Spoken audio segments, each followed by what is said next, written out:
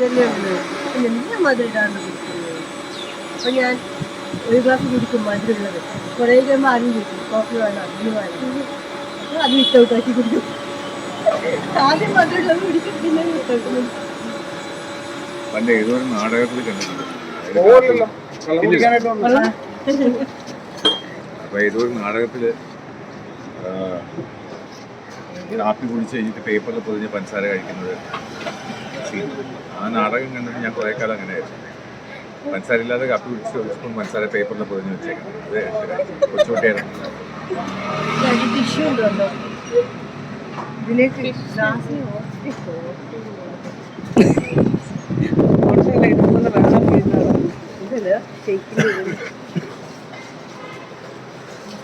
പിന്നെ ബ്ലാക്ക് ആയതുകൊണ്ട് അത് ഇങ്ങനെ ഇവിടെ വൈറ്റിൽ അങ്ങനെ തന്നെ. വൈറ്റിലല്ല, വൈറ്റ്. ഇത് പറയുമ്പോ സൂക്ഷിക്കണം കുട്ടിയെ. വൈറ്റ്, വയറ്റിൽ, വൈറ്റിൽ. ഞാൻ വൈറ്റിൽ എന്ന് പറഞ്ഞു. അപ്പൊ ഞാൻ പിന്നെ പറഞ്ഞതാണ് വയറ്റിലല്ല.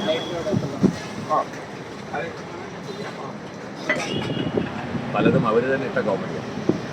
അതുകൊണ്ടാണ് ഇപ്പോഴും നമുക്കത് ഇത്രയും 25-26 വർഷം കഴിഞ്ഞിട്ട്.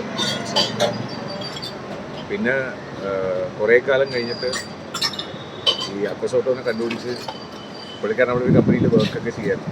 അങ്ങനെ കണ്ടുപിടിച്ച് പുള്ളിക്കാരനത്ത് സംസാരിച്ച് അതിൻ്റെ സെക്കൻഡ് പാർട്ട് എന്നൊക്കെ പറഞ്ഞ് പ്ലാനൊക്കെ ഉണ്ടായിരുന്നു. പക്ഷെ നടന്നില്ല.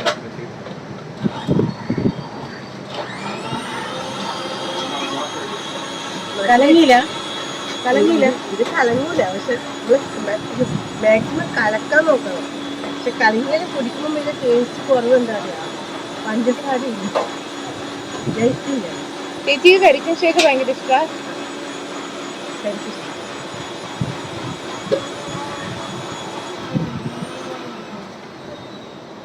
ഷമാമല്ല, മറ്റേതിന്റെ പേര് അതാണ് കൂടുതൽ ഷമാ. Musk water.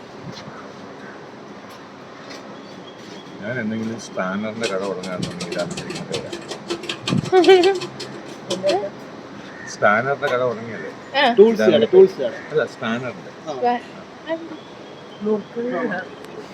സ്പാനർ വെച്ച് നോക്കൂല.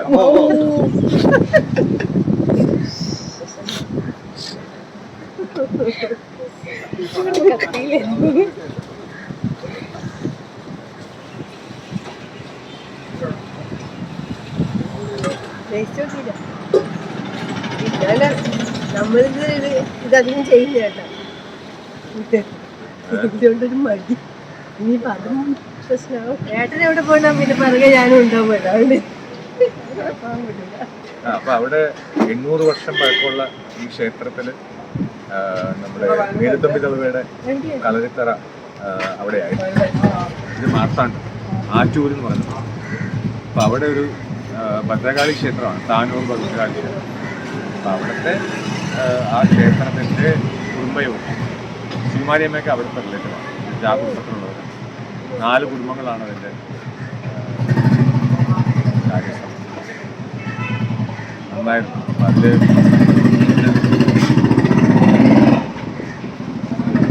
എന്നെ പഠിപ്പിച്ച സാറൊക്കെ ഉണ്ടായിരുന്നു. അപ്പം സാറ് സുരേഷ് മാസ്റ്റർ ഇത്രയും പ്രഭാഷണങ്ങൾ ചെയ്യുന്നു. സാറിന് പ്രഭാഷണം നിൽക്കാൻ പറ്റും. നേരത്തെ 100 കിലോമീറ്റർ എന്ന് പറഞ്ഞത് ഞാൻ ഒരു 100 കിലോമീറ്റർ ഓടിയിട്ട് ഞാൻ ഇപ്പം ഇങ്ങോട്ട് വന്നു.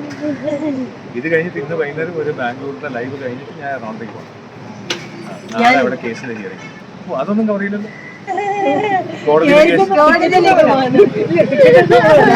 എന്നിട്ട് വേണം എനിക്ക് മറ്റേ പെർജൂറി മറ്റേ കോടതി ഇലക്ഷന്റെ കേസാവാൻ. അതൊരു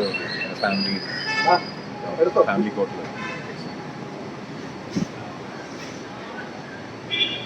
ഇത് കാണുമ്പം നമ്മുടെ ആൽബം കാണുമ്പോൾ പറയായിരുന്നു, ഇത് ആൽബം അവരെ കാണിക്കട്ടെ. അതെനിക്ക് സർപ്രൈസ്, വലിയ സർപ്രൈസ്. ഞാനിങ്ങനെ മുന്നേ വിചാരിച്ചോണ്ടില്ലേ എന്താ ആൽബാക്കാത്ത ഹസ്ബൻഡ് എപ്പോഴും പറയും സർപ്രൈസ് ഉണ്ട്. അയ്യോ സർപ്രൈസ്